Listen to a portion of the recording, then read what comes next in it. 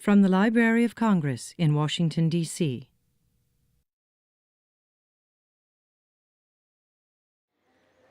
The Poetry Out Loud National Recitation Competition is a unique program with a very ambitious goal: to actively bring poetry into the lives of high school students by having them memorize and perform great poems. Each year, students from every state, the District of Columbia, the U.S. Virgin Islands, and Puerto Rico compete for the national title of Poetry Out Loud Champion. Entering its 7th year, this program has been a smashing success. During the 2011 school year, more than 365,000 students competed, and approximately 2,200 schools participated nationwide. Poetry Out Loud is a partnership between the National Endowment for the Arts, the Poetry Foundation, and the state arts agencies. This morning, you will hear from 3 of our top contenders in the 2011 Poetry Out Loud National Finals. First, from Colorado, is Samuel Apoku. Samuel is currently a senior at Thornton High School in Denver, Colorado. He enjoys reading and writing and performing poetry, as well as singing, dancing, and playing basketball. Some of Sam's favorite poets are Panama Soweto, Paul Laurence Dunbar, and E.E. Cummings.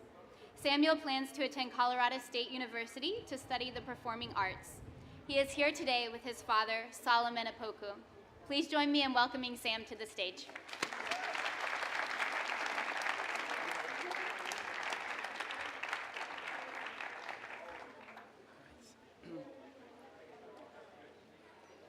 Altruism by Molly Peacock.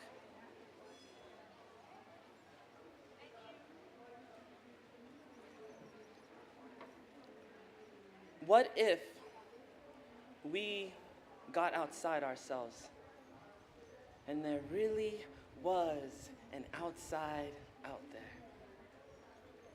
Not just our insides turned inside out. What if there really were a you beyond me? Not just the waves off my own fire, like those waves off the backyard grill you can see the next yard through, though not well. Just enough to know that off to the right belongs to someone else, not you. What if when we said, "I love you," there were a you to love? As there is a yard beyond to walk past the grill and get to endure the endless walk through the self, knowing through a bond that has no basis for ourselves or all we know, is altruism. Not giving, but coming to know someone is there through the wavy vision of self's heat. Love. Become a decision. Thank you.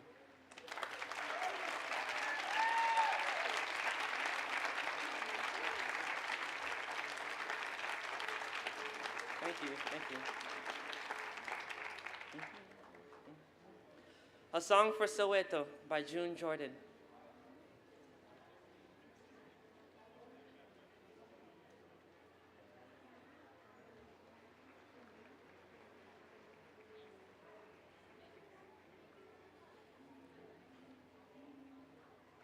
At the throat of Soweto, a devil language falls, slashing claw syllables to shred and leave raw the tongue of the young girl, learning to sing her own name. Where she would say water, they would teach her to cry blood. Where she would save grass, they would teach her to crave crawling into the grave. Where she would praise Father, they would teach her to pray, somebody please, do not take him away. Where she would kiss with her mouth my homeland, they would teach her to swallow this dust. but words live in the spirit of her face, and that sound will no longer yield to imperial erase. Where they would draw blood, she will drink water. Where they would deepen the grave, she will conjure up grass. Where they would take father and family away, she will stand. Under the sun, she will stay. Where they would teach her to swallow this dust, she will kiss with her mouth my homeland and stay with the song of Soweto. Stay with the song of Soweto. Thank you.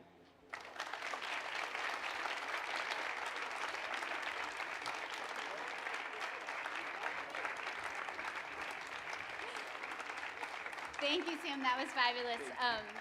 No, you're fine. So I want to know why you chose June Jordan's poem, why you chose Song for Soweto.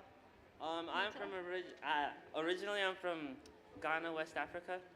So my coach, he was always saying, if you can find a poem that relates to something in your life and you can connect to, it's like it really helps you connect with the audience and you yourself to the poem. So I saw the poem and I read through it and I was like, oh, this is it. I know exactly how to perform this. I can relate to it.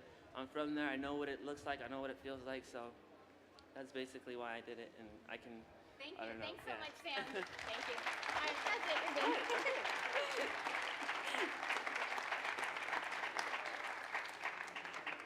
Next up is Emily Aureliana. Emily is a 3-time Poetry Out Loud state champion from Nevada. She has recently moved to Portland, Oregon, where she is attending her freshman year of college and pursuing a career in social work. In her spare time, she loves to read, write, draw, bake, and go to the gym to get buff. These are her words. Her favorite poets are Andrea Gibson, Buddy Wakefield, and Derek Brown. Please welcome Emily Aureliana.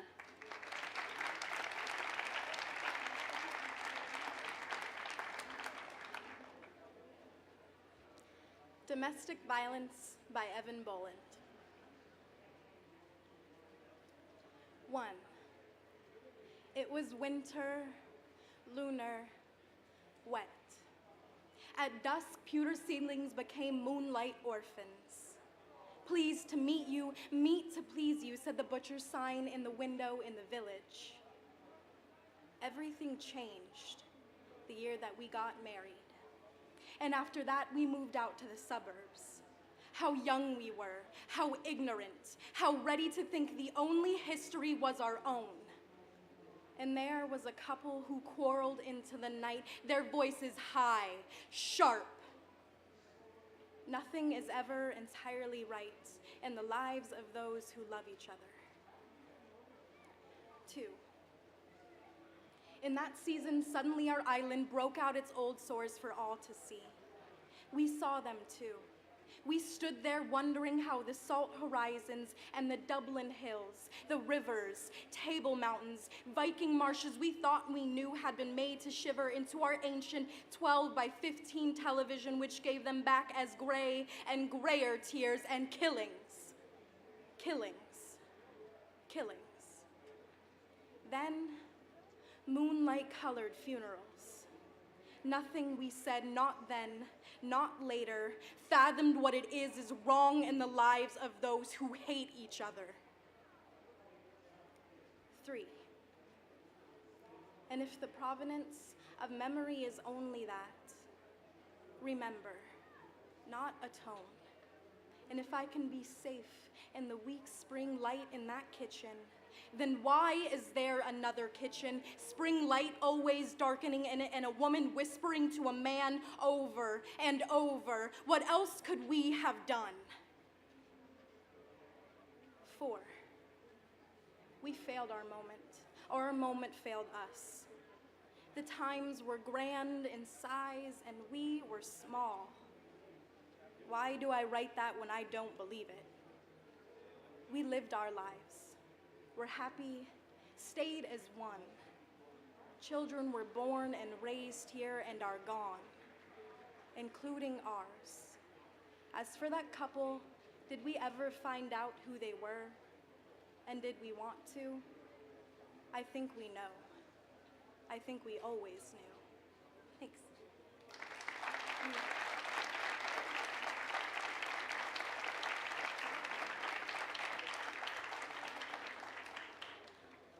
And then this next poem is called Ansel, and it's also by Evan Boland.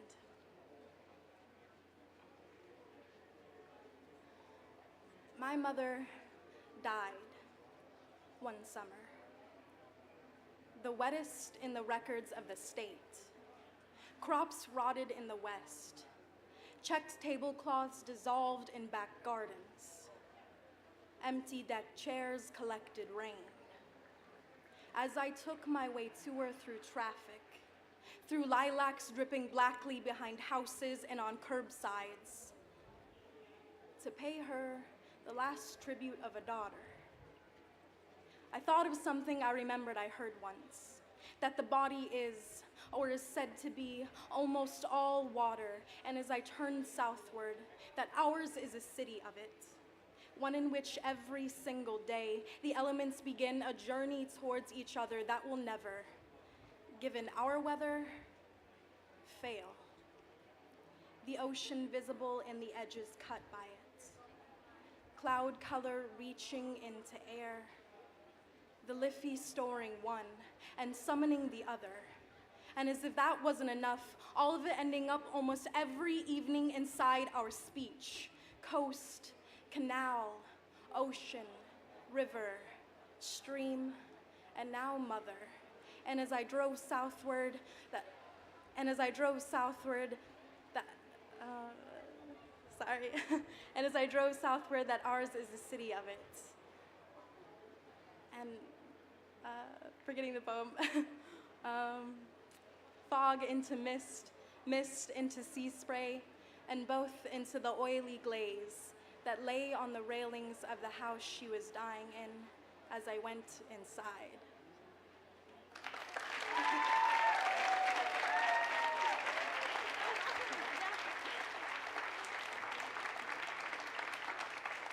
Thank you, Emily.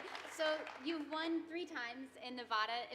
This is her 3rd year being the state champion there. What advice would you give to maybe a student who's learning a poem and memorizing it for the first time? What's your process? Memorize it better. Don't forget it when you're performing. Thanks. Yeah. Like Samuel said, I think the best thing to do is just to pick poems that you can relate to, because your audience definitely notices if you can relate to it. And although I can appreciate works like Kubla Khan, it's hard for kids our age to relate to it. So definitely try to choose poems that you have experienced in your own life and people can recognize that. Yeah. Cool. Thanks so much, Emily. Thank you.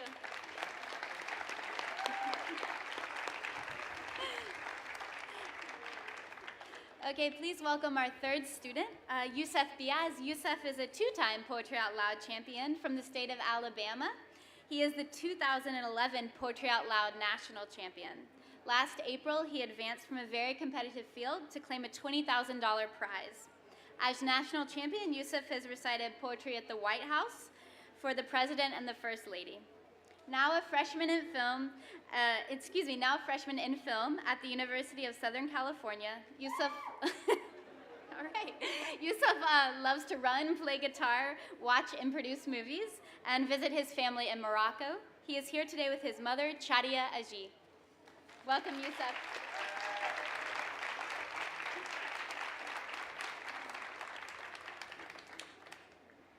I like hearing the cheers. That's really great. Fight on.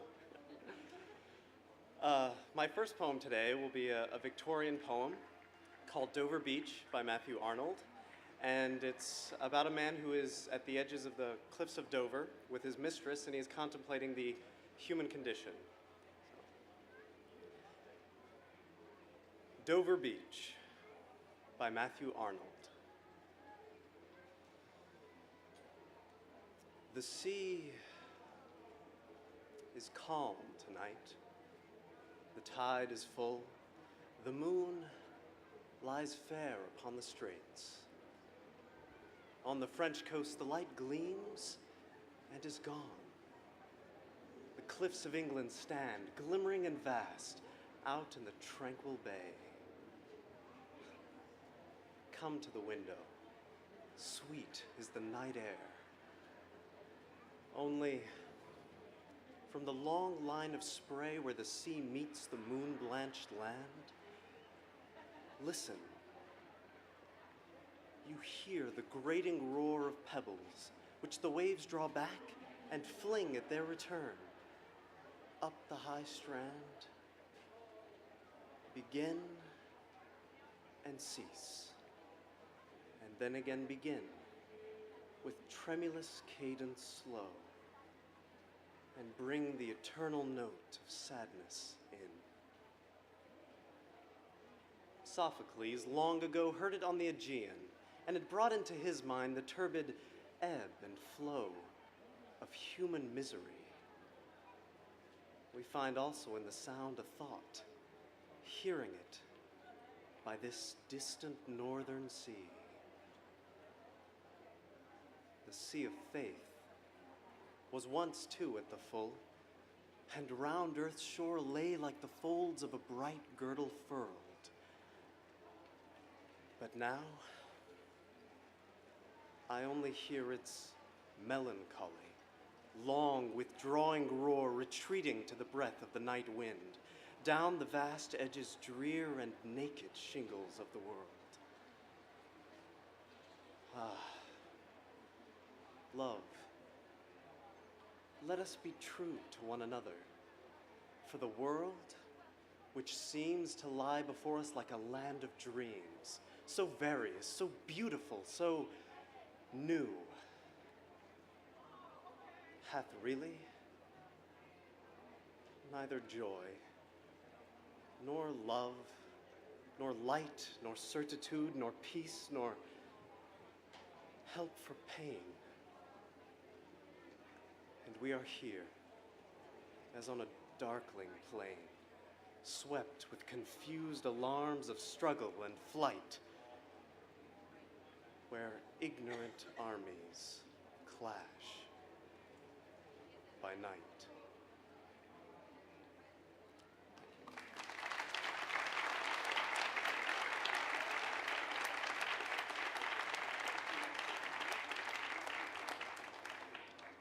My second poem will be a more modern poem by an American poet named Elizabeth Bishop, and it's titled Filling Station. And it's about a woman who's arrived at a filling station, a gas station. Back in those days it was called Esso, but now it's turned into Exxon. And she sees a family and she contemplates about them, tries to wonder what their lives are like. And at first she's repulsed by it, but she comes to a different realization by the end of the poem. So, Filling Station by Elizabeth Bishop. Ah, but it is dirty. This little filling station, oil-soaked, oil-permeated, to a disturbing overall black translucency.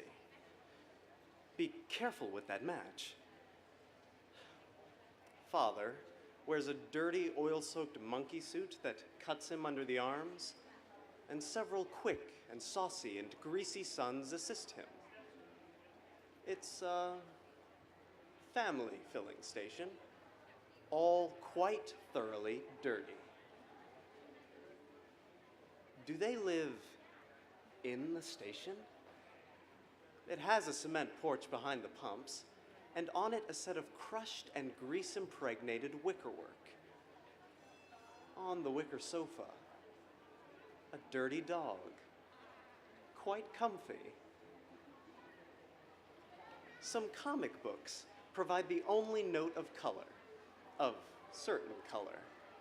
They lie upon a big dim doily draping a taboret, part of the set, beside a big hirsute begonia. Why the extraneous plant? Why the taboret? Why, oh why, the doily? Embroidered in daisy stitch with marguerites, I think, and heavy with gray crochet. Somebody embroidered the doily. Somebody waters the plant, or oils it maybe. Somebody arranges the rows of cans so that they softly say, eso, so, so, so, to high-strung automobiles. Somebody loves us all.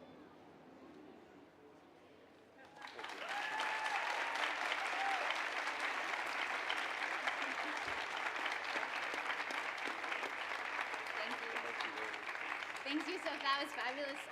I think we'd love to hear about your experience at the White House. Could you tell us a little bit what that was like and what Always you did love there? talking about that. Yeah. Thank you. Yes. Well, the White House, it was on May 11th. It was the Poetry Night, which is actually an annual event. And we didn't hear about it until May 10th, unfortunately, because my invitation came a little late. And they said, you have to be at the White House. We said, when? And they were like, tomorrow. And so the next day, sure enough, we flew out. And by that night, we were in the company of Steve Martin and his banjo-playing group, and Billy Collins, who's very, very entertaining to watch. If you've never watched him, please get on YouTube. He's a fabulous poet. And it was a very thrilling experience just to be at the White House, to be reciting poetry for the president. And it was very well lit, so I could see the president right in front of me. And I was like, ooh. But he did look entertained, so that was great. And by the end of it, I did get to meet him. He shook my hand and said that he enjoyed the recitations, and asked me where I was going to college, and I said USC, sure enough. And he told me to have fun, so it was a very fun experience, and I was really happy to meet all the people there, and I was very honored to be there. So. Great, thank you. Thank you, Yusuf. Thank you very much. Thanks so much.